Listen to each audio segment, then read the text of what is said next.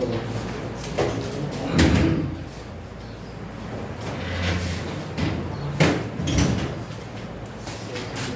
हम लोग पढ़ेंगे interference of light. Interference of light, प्रकाश का व्यतिकरण। प्रकाश का व्यतिकरण, ठीक है ना। प्रकाश तो तरंग है ना। प्रकाश क्या है? तरंग। कौन सा तरंग? इलेक्ट्रोमैग्नेटिक, विद्युत चुंबकीय तरंग, है ना। और ये कैसा होता है? ट्रांसवर्स होता है। ट्रांसवर्स मतलब दो तरह का तरंग होता है ना, एक अनुप्रस्थ एक अनुदैर्घ्य। ये अनुप्रस्थ तरंग है, क्लियर है। अनुप्रस्थ तरंग मतलब इस टाइप वाला। उसी तरह से साउंड के बारे में भी, साउंड क्या है? साउंड भी वेव है, मैकेनिकल वेव, जिसको माध्यम की आवश्यकता पड़ती है ना। और ये जो है ये है लॉन्गिट्यूडिनल वेव।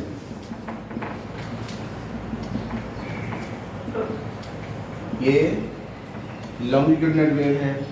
अनुदैर्घ्य तरंग,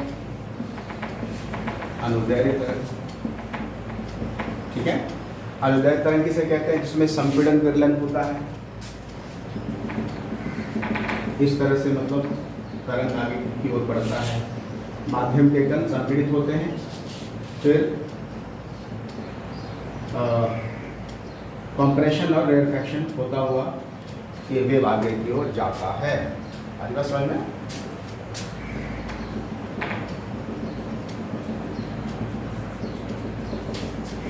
ये है संपीड़न और ये बीच में विरलन। इस तरह से दो क्रमागत क्रेस्ट या ट्रफ के बीच का जो डिस्टेंस होता है वो वेवलेंथ कहलाता है ना। वेवलेंथ किसे कहते हैं? यहां से लेकर के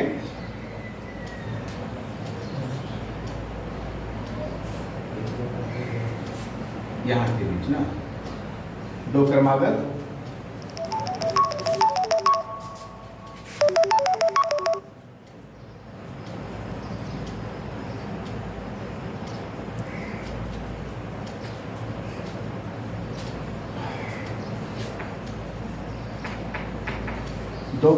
जो है रेरफैक्शन या कंप्रेशन के बीच का जो दूरी होती है वो वेवलेंथ कहलाती है। और यहाँ पे क्या हो जाएगा?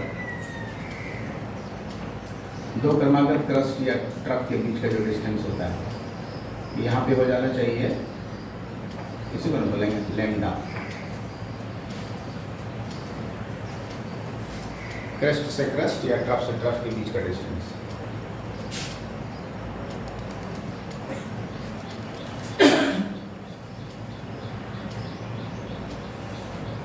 हमारी बात समझ में, इसके और इसके बीच सर ये कहलाता है लैम्डा।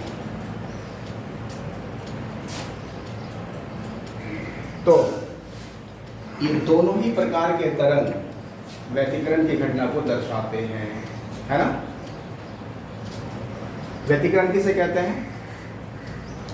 जब दो तरंगें जिसकी आवृत्ति क्या हो? समान हो, लगभग समान, है ना। आवृत्ति मतलब फ्रीक्वेंसी समान होनी चाहिए, और जब आवृत्ति समान होगी तो वेवलेंथ भी समान ही होगा, ठीक है। तो लगभग समान आवृत्ति की दो तरंगें और समान कला में भी होना चाहिए। लगभग क्या होना चाहिए? समान कला में। जब दोनों तरंगें एक माध्यम में एक गमन करती हैं तो अध्यारोपण होता है। अध्यारोपण मतलब तरंगों का आपस में मिक्सअप, ठीक है ना। उस अध्यारोपण के कारण आवृत्ति के अंदर, चाहे वो प्रकाश की आवृत्ति हो चाहे वो साउंड की आवृत्ति हो, आवृत्ति मतलब तीव्रता, है ना। तीव्रता मतलब ऊर्जा भी समझ सकते हैं, ठीक है ना। ऊर्जा का जो है ऊर्जा के अंदर जो है क्या होता है? फ्लक्चुएशन होता है, रिडिस्ट्रीब्यूशन ऑफ एनर्जी होती है, जिसको हम लोग कहते हैं व्यतिकरण। और इसी घटना के कारण कहीं पर जो है साउंड अगर है तो साउंड मैक्सिमम हो जाएगा या मिनिमम हो जाएगा, इस तरह से होगा। लाइट इंटेंसिटी कहीं बहुत बढ़ जाएगी, कहीं घट जाएगी, ठीक है ना। तो वो कैसा होता है, उसका मैथमेटिकल एनालिसिस क्या होता है, वो हम लोग आज देखेंगे। फिर नेक्स्ट क्लास में इसके बारे में और चर्चा करेंगे कि किसी पैटर्न, किसी पर्दे पर जब हम लोग व्यतिकरण को देखते हैं तो वहाँ पर जो है डार्क स्पॉट और ब्राइट स्पॉट मिलता है। तो एनर्जी ही की वजह से, जहाँ पर एनर्जी ज़्यादा हो जाती है वो ब्राइट हो जाता है एरिया, और जहाँ एनर्जी कम हो जाती है वहाँ डार्क हो जाता है, ठीक है। तो उसके बारे में हम लोग बाद में चर्चा करेंगे। ओके। तो अब देखिए यहाँ पर हम लोग इंटरफेरेंस ऑफ लाइट को मैथमेटिकली एनालाइज करेंगे। थोड़ा सा अगर आप लिखना चाहें तो लिख सकते हैं। जब समान आवृत्ति तथा लगभग समान कला वाले, समान कला मतलब फेज एंगल वाली दो तरंगे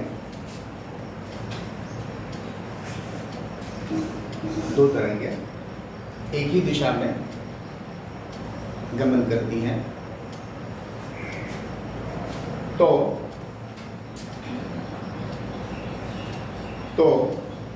उन तरंगों के अध्यारोपण के कारण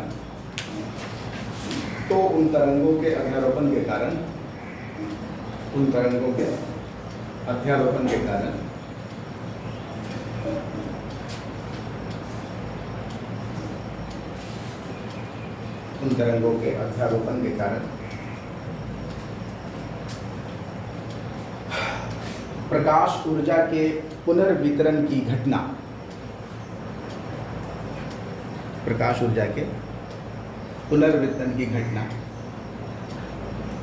व्यतिकरण कहलाती है। प्रकाश ऊर्जा के पुनर्वितरण की घटना व्यतिकरण कहलाती है। When two waves having same frequency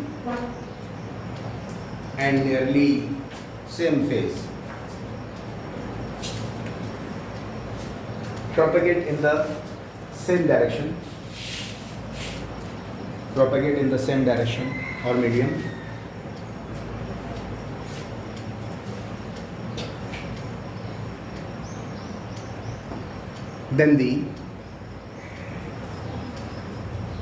then due to superposition of waves,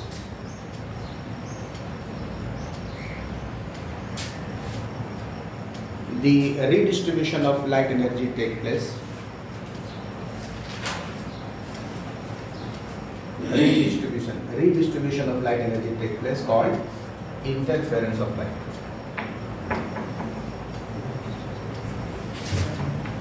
तो ये घटना जो है प्रकाश वेव के साथ भी और साउंड वेव के साथ भी होता है, और इंटरफेरेंस के केस में जो मैथमेटिकल फॉर्मूला हमको मिलने जा रहा है वो दोनों के लिए वैलिड होने वाला है। अगली बात समझ में, साउंड से भी और इससे, दोनों से। चलिए, तो एक्चुअली हम लोग करने क्या जा रहे हैं, मान लीजिए ये कोई प्रकाशिक स्रोत है जहाँ से वेव निकल रहा है, क्लियर है ना। एक और प्रकाशिक स्रोत कहीं पर होगा, मान लीजिए S1 है, ये S2, यहाँ से दूसरा वेव निकल रहा, सपोज करते हैं, ठीक है। अच्छा, ये यहाँ पे कोई पार्टिकल है माध्यम का, पॉइंट P सपोज करते हैं, ठीक है। तो ये वेव जैसे ही इस पर पड़ेगा, ध्यान से समझिए, ये वेव जैसे ही इस पर पड़ेगा तो इस पार्टिकल को वाइब्रेट करा देगा, यही ना होता है। वेव क्या करता है, पार्टिकल माध्यम के कण को कंपित कराता है, और ये वेव इसको कहेगा ऊपर चलो, है ना, ऐसे करके वाइब्रेट करेगा ना। आगे बात समझ में, हाँ, इसके हिसाब से ये वाइब्रेट करेगा। अच्छा, एट द सेम टाइम मान लो यहाँ से भी कोई वेव जा रहा है, सेम आवृत्ति वाली, मान लेते हैं, अलग अलग आवृत्ति भी हो सकती है। सेम आवृत्ति समझ रहे हैं ना, सेम आवृत्ति किसे कहते हैं, आवृत्ति किसे कहते हैं, नंबर ऑफ साइकिल्स पर सेकेंड। हाँ, जैसे देखो ऐसे समझें, मान लीजिए कोई वेव है, एक और वेव, अगर बराबर बराबर होना चाहिए, ठीक है। ये जो डिस्टेंस है ये बराबर बराबर अगर है तो आवृत्ति से तैयारी बस बन एक पॉइंट मान लें 1 सेकेंड और ये भी 1 सेकेंड, ठीक है, और 2 सेकेंड और ये हो गया 2 सेकेंड, ठीक है। इसको थोड़ा समझने का प्रयास करें। ये 1 सेकेंड यहाँ पर और ये क्या है यहाँ पर 2 सेकेंड है ना, एक वेव ऐसे जा रहा है, ऐसे सब कुछ करे जा रहा है। इन दोनों में आवृत्ति किसकी ज़्यादा है? ऊपर वाली। हमारी बात समझ लो, इसकी उससे कम है, और ये दोनों बराबर बराबर आवृत्ति में आ रहा। क्लियर? और कोई वेव मान लो इसकी आवृत्ति और ज़्यादा है, क्या है कि नहीं है? इस तरह से इन चारों में सबसे ज़्यादा ऊर्जा किसकी होगी? आवृत्ति जिसकी ज़्यादा है ऊर्जा उसकी ज़्यादा होगी, है कि नहीं? और वेवलेंथ किसका कम होगा? इसकी आवृत्ति कम। वेवलेंथ किसका ज़्यादा है? इसका ज़्यादा। इन दोनों का लगभग वेवलेंथ बराबर है, तो उस टाइप का हम लोग वेव ले रहे हैं जिसका वेवलेंथ क्या आपस में लगभग बराबर। क्लियर? तो ये वेव जा रहा है यहाँ से इस पॉइंट को, इसी पार्टिकल को, ये भी और ये दोनों एक साथ अगर वहाँ पर पहुँच जाए, ये दोनों वेव एक साथ उसको डिस्टर्ब करे, तो अब क्या होगा? अब उसका जो डिस्प्लेसमेंट होगा, डिस्प्लेसमेंट किसको कहते हैं समझ रहे हैं ना? डिस्प्लेसमेंट किसको कहते हैं समझ रहे हैं कि नहीं समझ रहे? जैसे मान लीजिए कोई पार्टिकल था, वाइब्रेट हुआ, तो अभी ये यहाँ पर है कि नहीं है? ये मेन पोजीशन है ना, ये पार्टिकल वाइब्रेट होकर यहाँ पर हो गया, तो ये डिस्प्लेसमेंट है नहीं है, जिसको हम लोग वाई से सूट कर लेते हैं। मैक्सिमम डिस्प्लेसमेंट को एम्पलीट्यूड बोला जाता है, आयाम, है कि नहीं है? क्लियर है? कभी ऐसा मौका भी आएगा कि ये मैक्सिमम डिस्प्लेसमेंट तो होगा नहीं, हो सकता है क्या? ओके, यहाँ पर इसका डिस्प्लेसमेंट क्या? 0। यहाँ पर डिस्प्लेसमेंट है नीचे की तरफ, अपोजिट डायरेक्शन में, ऐसे तो हो रहा है। क्लियर है? अच्छा, ठीक है। अब देखो ये जो पार्टिकल है यहाँ पर इसका डिस्प्लेसमेंट यहाँ है, ठीक है। अगर कोई दूसरा वेव यहाँ पर पहुँच जाता है तो इसके डिस्प्लेसमेंट के अंदर, वाई के अंदर क्या करेगा? परिवर्तन करेगा ना। मतलब ये जो डिस्प्लेसमेंट इसकी वजह से वाई है, इसकी वजह से y1 मान लेते हैं, और इसकी वजह से भी ये कराएगा y2। दो डिस्प्लेसमेंट हुआ कि नहीं? दो वेव में जा रहा है। क्लियर है? तो अब रिजल्टेंट, ठीक है, ये पार्टिकल जो है, ये पार्टिकल इसके अनुसार भी नहीं चलेगा और इसके अनुसार भी नहीं चलेगा। इसको तो एक तीसरा रास्ता, मतलब तीसरा डिस्प्लेसमेंट इसको मिलेगा, है कि नहीं? क्लियर है? तीसरा डिस्प्लेसमेंट मिलेगा, तो यहाँ जो वेव बनेगा इन दोनों के सुपर पोजिशन के कारण, इसको बोलते हैं अध्यारोपण, ठीक है? इसको बोलते हैं सुपर इम्पोज, अध्यारोपण। तो इसके कारण जो है क्या होने वाला है, यहाँ पर नेट डिस्प्लेसमेंट, मतलब नेट वेव जो होगा वो कुछ अलग होगा, ठीक है? वो कैसा होगा उसी को हम लोग देखने जा रहे हैं, ठीक है? जैसे कि थोड़ा सा और समझें।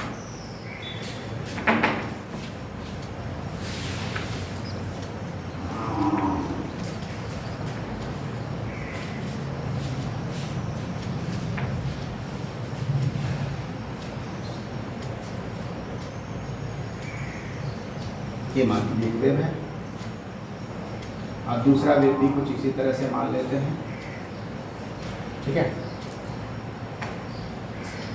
अगर दोनों वेव इस पार्टिकल को से टच करें, इस पार्टिकल को वाइब्रेट कराएं, तो रिजल्टेंट वेव जो होगा वो कैसा होगा? रिजल्टेंट डिस्प्लेसमेंट ऑफ वेव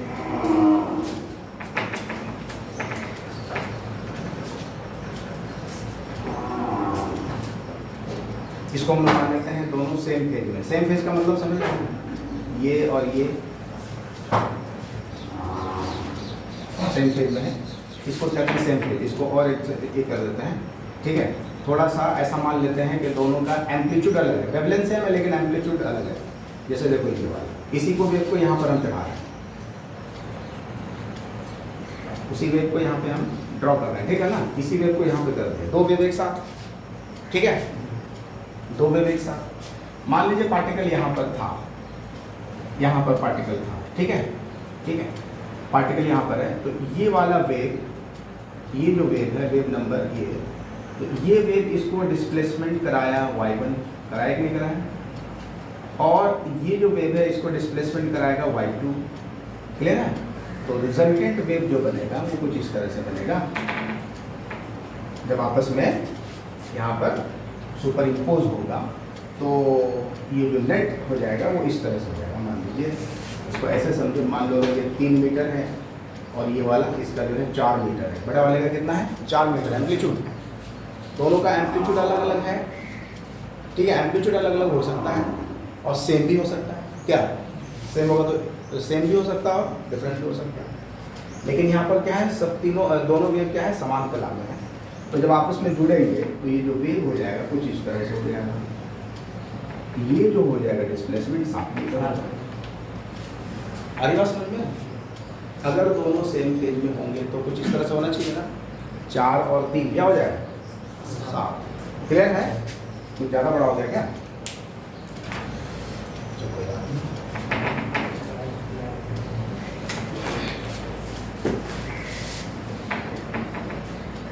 ऐसे मान लें कितना हो गया ये। अगर दो वेव समान कला में होते हैं तो अध्यारोपण के पश्चात, अध्यारोपण के बाद जो रिजल्टेंट वेव बनेगा वो कुछ इस तरह से बनेगा, समान कला में रहेंगे तो, ठीक है। और मान लीजिए अगर विपरीत कला में है तो क्या होगा, इसी चीज को ऐसे समझते हैं,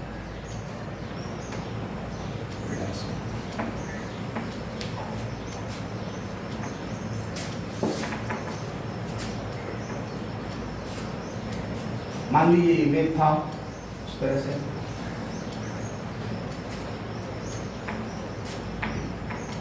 ये हो गया 4 मीटर और ये क्या है 3 मीटर वाला, विपरीत कला में है, ये जस्ट अपोजिट, इसको बोलते हैं आउट ऑफ फेज। ये क्या है सेम फेज में, ये है समान कला में, और ये क्या है विपरीत कला में। तो विपरीत कला में जाने के बाद जो रिजल्ट आएगा, रिजल्टेंट वेव, वो कैसा होगा, तो भाई ऐसा होगा, देखो 4 में 3 घटा देना है, कितना हो जाएगा 1 मीटर, कुछ इस तरह से जाएगा वेव। समझ में आ रही बात कि नहीं आ रही समझ में, क्लियर है। इसका एम्पलीट्यूड कितना होगा 1 मीटर, कितना होगा 1 मीटर, एम्पलीट्यूड हो जाएगा वो क्या हो जाएगा 1 मीटर।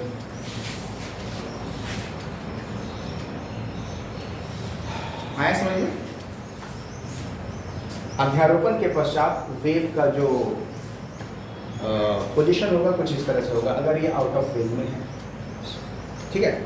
ये तो दो स्थिति हम लोगों ने देखी, इस तरह से तो इसके बीच में बहुत सारी स्थितियां बनेंगी ना, वेव की बहुत सारी स्थितियां बन सकती है कि नहीं।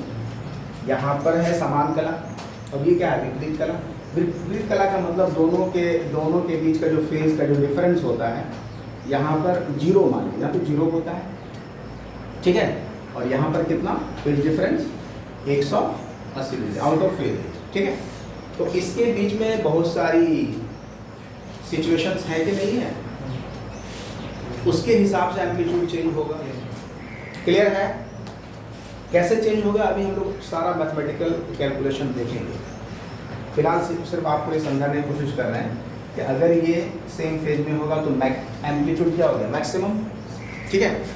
और आगे भी हम लोग देखेंगे तीव्रता जो होती है वो डायरेक्टली डिपेंड करती है किस पर, आयाम पर, आयाम के वर्ग पर। इंटेंसिटी क्या होती है directly proportional to the square of the amplitude.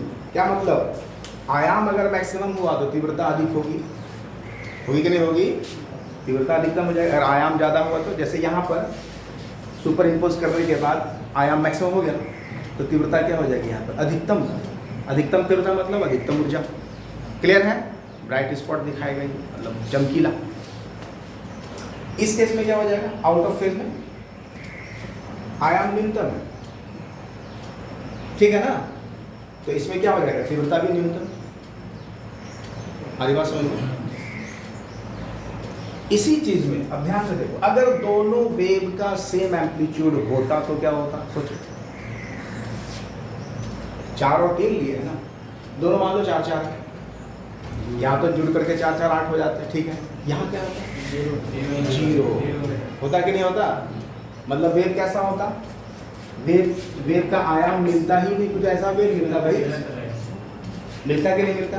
मतलब यहाँ पर क्या हो गया, एम्पलीट्यूड 0, तो इंटेंसिटी भी यही है। डार्क स्पॉट दिखेगा आपको जब समान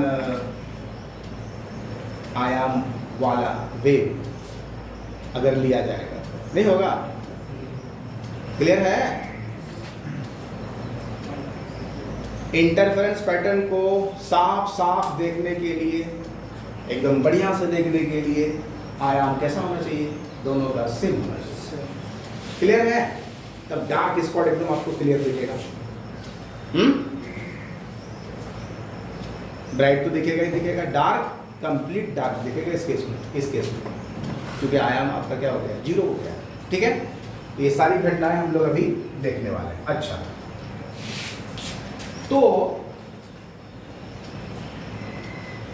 आगे बढ़े।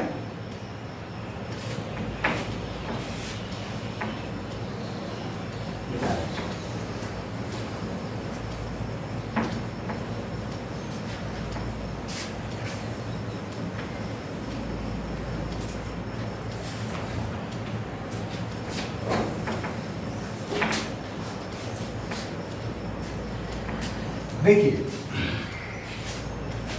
ये वेव पार्टिकल P को डिस्टर्ब किया और ये वाला वेव भी पार्टिकल P को डिस्टर्ब किया। ठीक है, ये है पार्टिकल, मान लो कोई भी पार्टिकल है माध्यम में।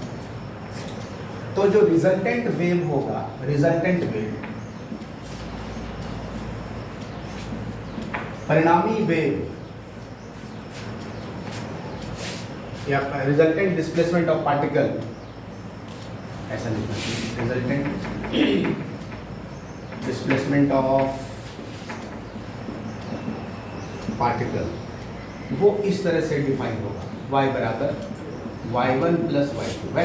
वेक्टर सम होता है उन दोनों वेव के, इस वेव का जो डिस्प्लेसमेंट है y1 है ना, और इस वेव का क्या है y2, मान लेते हैं। ठीक है, तो जुड़ने के बाद, अध्यारोपण के बाद जो नया वेव बनने वाला है, उस वेव का जो विस्थापन होगा वो क्या हो जाएगा, उस कण का जो विस्थापन होगा उन दोनों के विस्थापन के सदिश योग के बराबर होता है।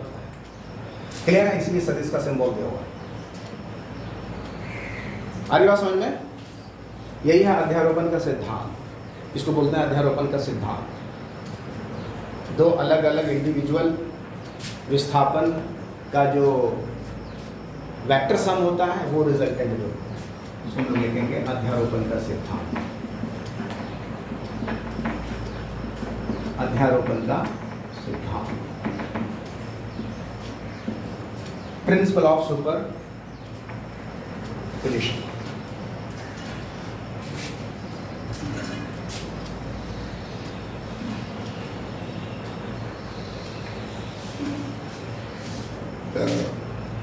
तो तरंग का समीकरण सबको पता है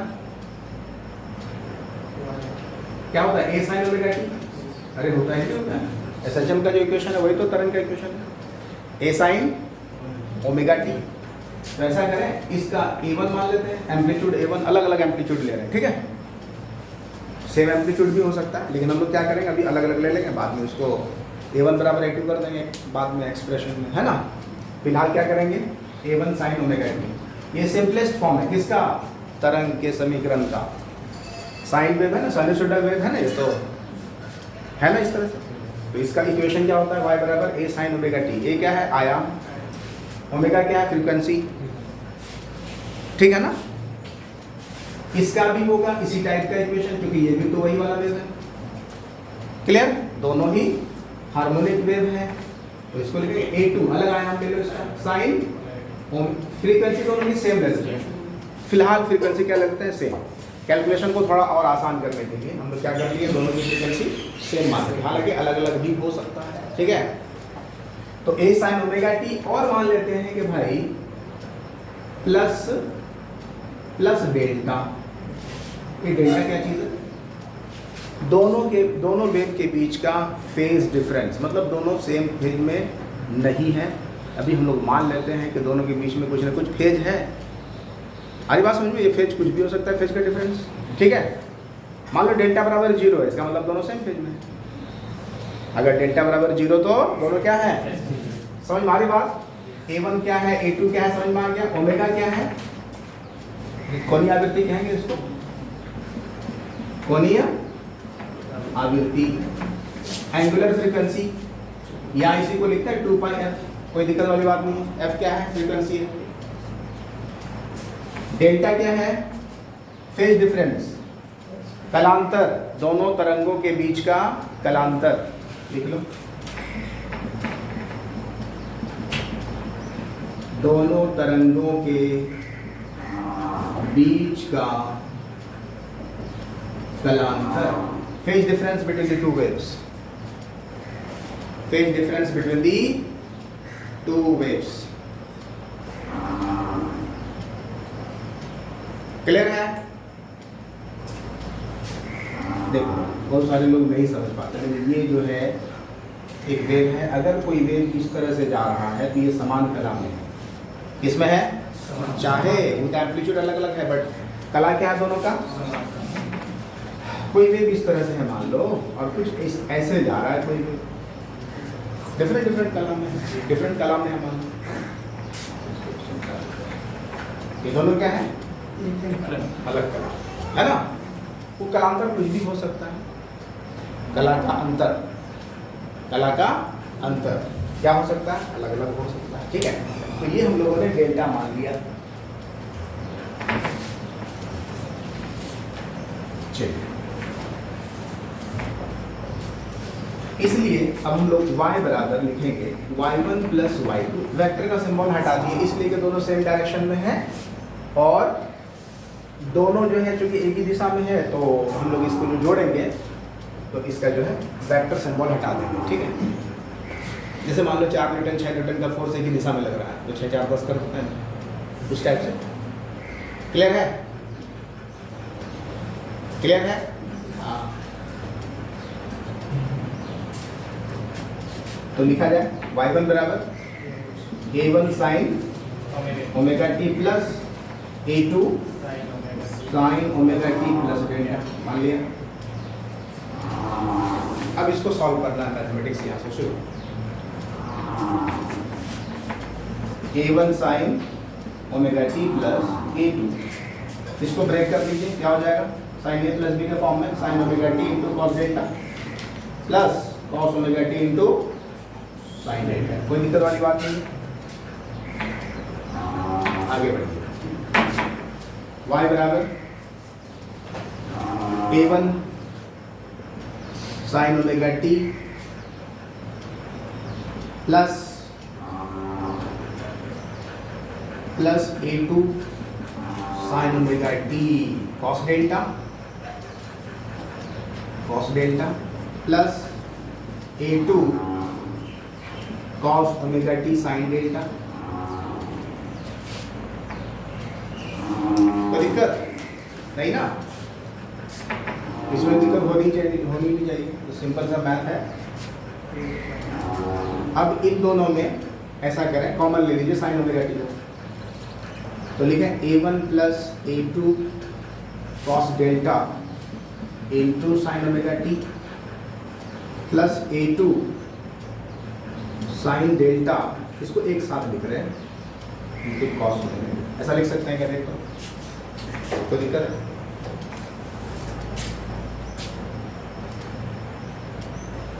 थोड़ा सा खाली अरेंज कर लिया।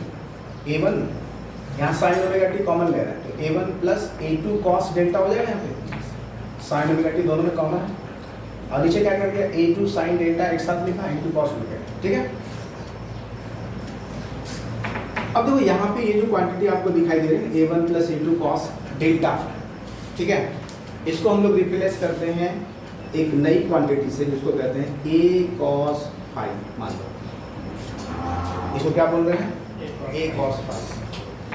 तो a cos phi into sine omega t plus इस क्वांटिटी को रिप्लेस कर दिया जाता है a sin phi। फिर से सुनो, a sin phi into cos omega T. इसको हमने क्या मान लिया, a1 plus a2 cos delta को क्या मान लिया, a cos phi। ठीक है, इसको साइड में लिख भी लेते हैं।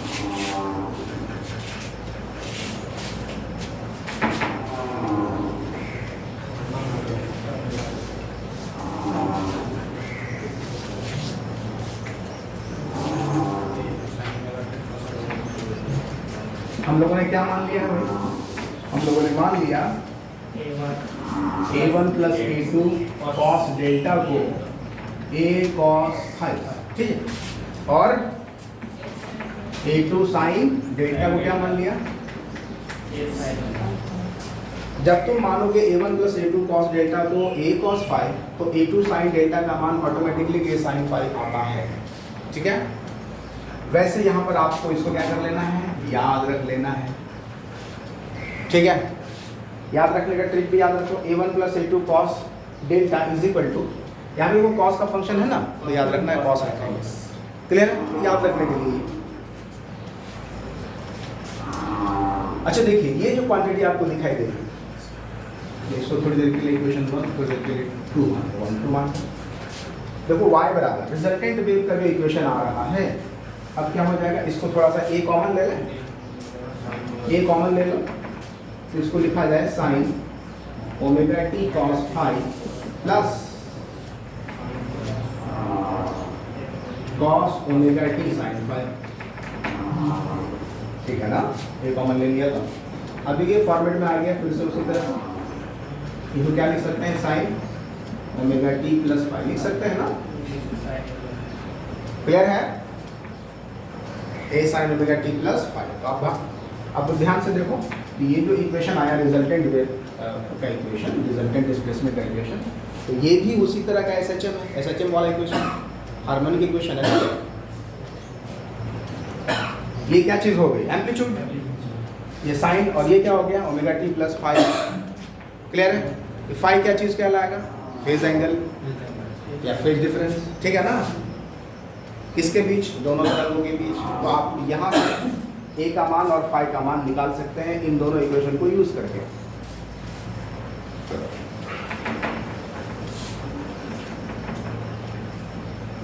यह कण के परिणामी विस्थापन का समीकरण है।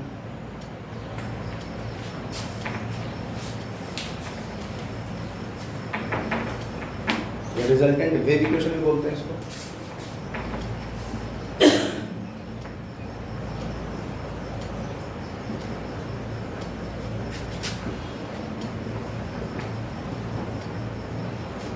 ये समीकरण कब आएगा, अध्यारोपण के बाद, है कि नहीं है, इंटरफेरेंस के बाद ये आने वाला। दो अलग अलग वेव जब जाकर के पॉइंट पी को हिट कर रहा था, पार्टिकल पी को, तो उसके बाद जो इक्वेशन बनेगा, जो रिजल्टेंट वेव आएगा, तो उसका इक्वेशन कैसा होगा, तो ऐसा होगा। क्लियर,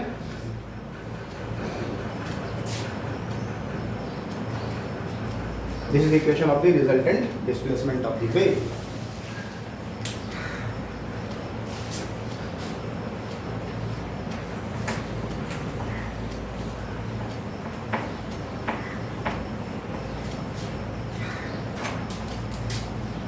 अब ये जो परिणामी विस्थापन है,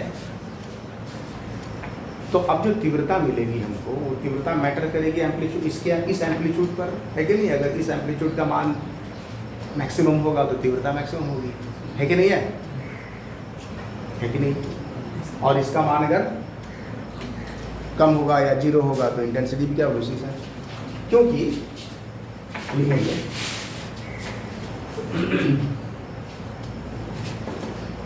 पहले ए का मान निकाल लो, उसके बाद आगे बढ़ता है। ए का मान कैसे निकालेंगे, ए का मान उन दोनों तरंगों के आयामों के रूप में, ठीक है ना। ए को यहाँ से कैलकुलेट कर सकते हैं, दोनों इक्वेशन को स्क्वायर करके जोड़ दिया जाए। क्या, इक्वेशन 1 को स्क्वायर करो और क्या करो, इक्वेशन 2 को भी स्क्वायर करो और जोड़ दो आपस में। क्लियर है, किया जाए। देखो a1 plus a2 cos delta whole square plus A2 sine delta whole square is equal to A cos phi whole square plus A sine phi whole square. ऐसा होगा क्या भाई? ये दोनों इक्वेशन का वर्क करके जोड़ दिया, ठीक है ना, सिंपल अलजेब्रा। अब इसको A प्लस बी के फॉर्म में स्प्लिट कर दीजिए। A1 स्क्वायर प्लस क्या हो जाएगा A2 square cos square delta plus 2 A1 A2 cos delta plus A2 sine delta sine square delta is equal to, इस तरफ तो A स्क्वायर हो जाएगा, कॉमन ले लो, कॉस स्क्वायर फाइव प्लस, ऐसा होगा क्या? लेफ्ट हैंड साइड में इस तरह से होगा और राइट हैंड साइड में ऐसे होगा। इसकी वैल्यू 1 है। और यहाँ पर ध्यान से देखो, लेफ्ट हैंड साइड में A2 square cos square delta A2 square sine square delta common ले ले, A2 स्क्वायर कॉमन लेंगे तो ये भी 1 हो जाएगा, है ना। तो फाइनली हम लिख सकते हैं A स्क्वायर बराबर A1 square plus A2 square plus 2A1 A2 cos delta. क्या सही है? कोई दिक्कत है नहीं ना? अब और ध्यान से देखेंगे तो ये जो एम्पलीट्यूड है ये हमको याद दिला रहा वेक्टर वाला इक्वेशन आ रहा, रिजल्टेंट वेक्टर का जो समीकरण होता था। तो कभी भी दो तरंग जब आपस में, अभी हम लोगों ने क्या देखा, कोई भी दो तरंग आपस में जब किसी कण को डिस्टर्ब करता है तो उसका जो डिस्प्लेसमेंट है वो किस तरह से जुड़ता है? वेक्टर के जैसे जुड़ता है। आई बात समझ में?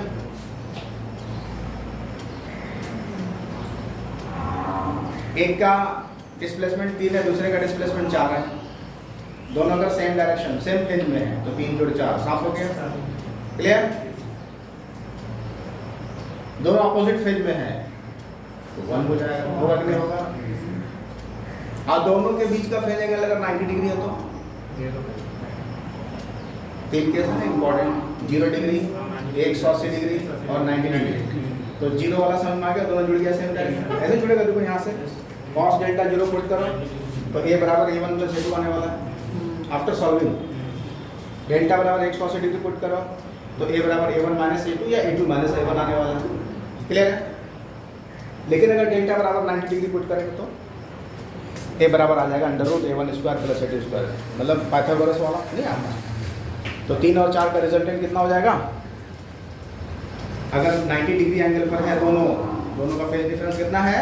90 डिग्री, तो दोनों का जोड़ कितना हो जाएगा? 3 4 5 हो जाएगा, होगा नहीं? 3 का स्क्वायर जोड़ 5 का स्क्वायर का वर्गमूल आ जाएगा, 25 का वर्गमूल 5। समझ में आ रहा है? तो ये कहानी हो रही है। क्लियर? तो this is the very important formula. तो A बराबर क्या लिखेंगे भाई? अंडर रूट ये एम्पलीट्यूड का समीकरण आ गया, परिणामी तरंग के आयाम का समीकरण।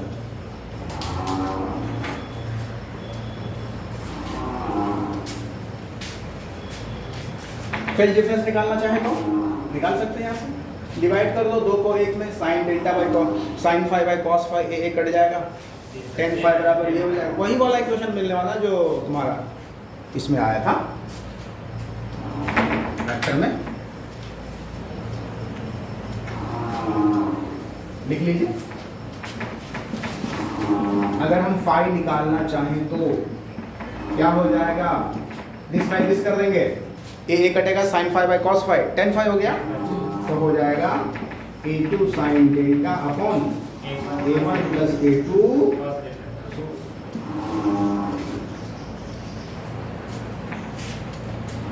क्लियर है एकदम?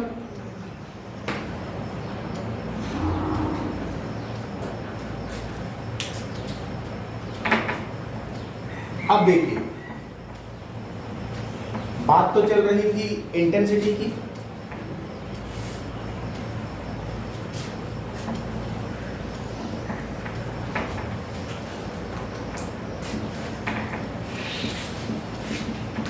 याद रखिए कि किसी भी तरंग की जो इंटेंसिटी होती है, तीव्रता जो होती है, इंटेंसिटी, वो सीधे समानुपाती होती है किसके? आयाम के वर्ग के। एम्पलीट्यूड का जो वर्ग है उसके समानुपाती। क्लियर है? ये होता ही है, आपको याद रखना है। तो जो परिणामी तरंग मिला तो उसकी इंटेंसिटी अगर हम आई मान लें तो वो क्या है? Proportional to A square, amplitude के स्क्वायर का, है कि नहीं? आई बराबर ए स्क्वायर। अच्छा,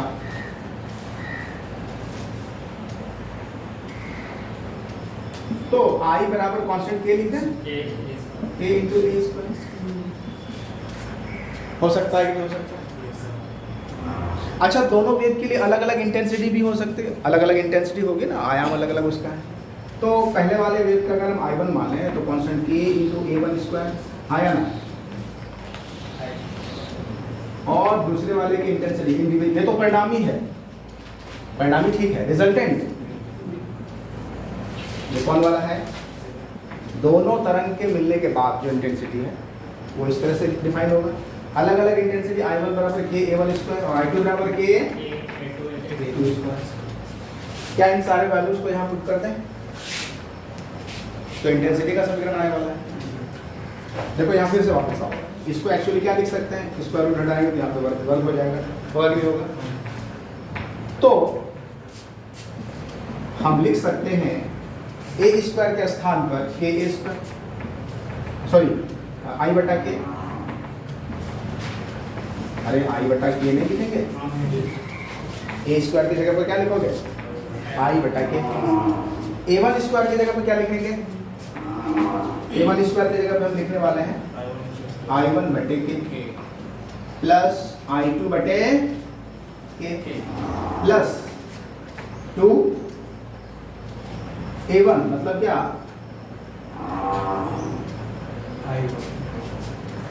I1 बटे के का वर्गमूल इंटू I2 बटे के का वर्गमूल इंटू कॉस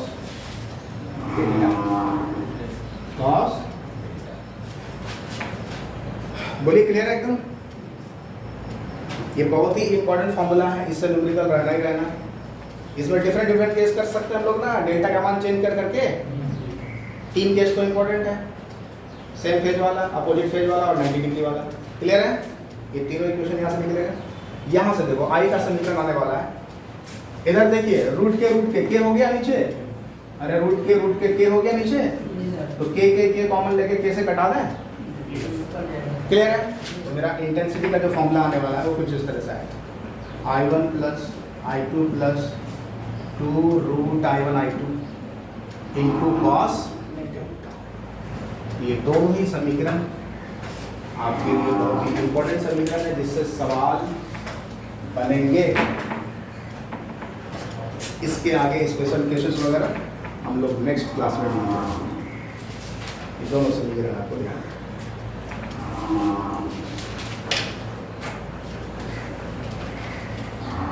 छोड़ दिया जाए।